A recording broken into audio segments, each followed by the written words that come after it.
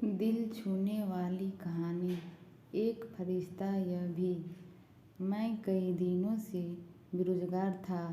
एक एक रुपये की कीमत जैसे करोड़ों लग रही थी। इस उठापटक में था कि कहीं नौकरी लग जाए। आज एक इंटरव्यू था, पर दूसरे शहर जाने के लिए जेब में सिर्फ 10 रुपये थे। मुझे कम से कम 200 रुपये की ज़रूरत थी। अपने इकलौते इंटरव्यू वाले कपड़े रात में धोए पोसी के प्रेस मांग के तैयार कर पहन, अपने योग्यताओं की मोटी फाइल बगल में दबाकर 2 बिस्कुट खा कर के निकले। लिफ्ट ले पैदल जैसे तैसे चिलचिलाती धूप में तरबतर, बस उस उम्मीद में स्टैंड पर पहुंचा कि शायद कोई पहचान वाला मिल जाए जिससे सहायता लेके इंटरव्यू के स्थान तक पहुंच सकूं। काफ़ी देर खड़े रहने के बाद भी कोई नहीं दिखा। मन में घबराहट और मायूसी थी। क्या करूं अब, कैसे पहुंचूंगा?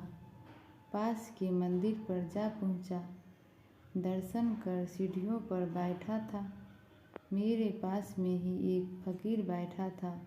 उसके कटोरे में मेरे जेब और बैंक अकाउंट से भी ज़्यादा पैसा पड़े थे। मेरे नज़रें और हालात समझ के बोला, कुछ मदद चाहिए क्या? मैं बनावटी मुस्कुराहट के साथ बोला, आप क्या मदद करोगे? चाहो तो मेरे पूरे पैसे रख लो। वो मुस्कुराता बोला। मैं चौंक गया। उसे कैसे पता मेरी ज़रूरत? मैंने कहा, क्यों? शायद आपको ज़रूरत है। वो गंभीरता से बोला, हाँ है तो, पर तुम्हारा क्या? तुम तो दिन भर मांग के कमाते हो। मैंने उसका पक्ष रखते हुए कहा। वो हंसता हुआ बोला, मैं नहीं मांगता साहब, लोग डाल जाते हैं मेरे कटोरे में पुण्य कमाने के लिए। मैं तो फकीर हूँ, मुझे इनका कोई मोह नहीं।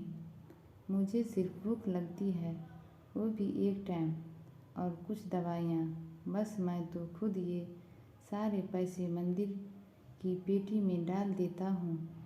वो सहज था। कहते कहते मैंने हैरान से पूछा, फिर यहाँ बैठे क्यों हो? ज़रूरतमंदों की मदद करने। कहते हुए भी मंद मंद मुस्कुराता रहा। मैंने उसका मुंह देखता रह गया। उसने 200 रुपये मेरे हाथ पर रख दिए और बोला, जब हो तब लौटा देना। मैं उनका शुक्रिया जताता हुआ वहाँ से अपने गंतव्य तक पहुँचा। मेरा इंटरव्यू हुआ और सिलेक्शन भी। मैं खुशी खुशी वापस आया।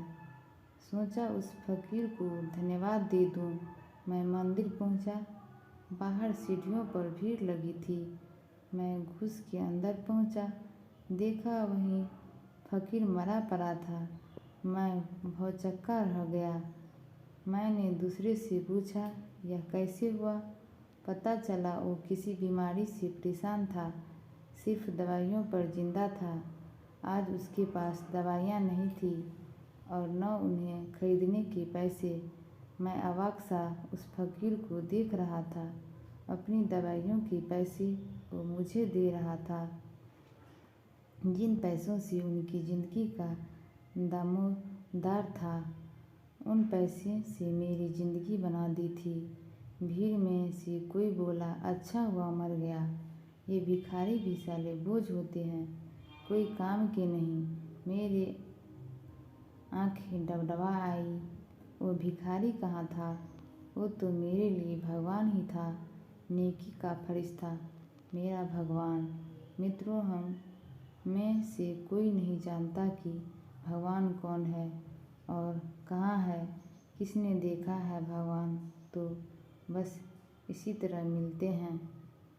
कहानी अच्छी लगे तो चैनल को लाइक और सब्सक्राइब करें।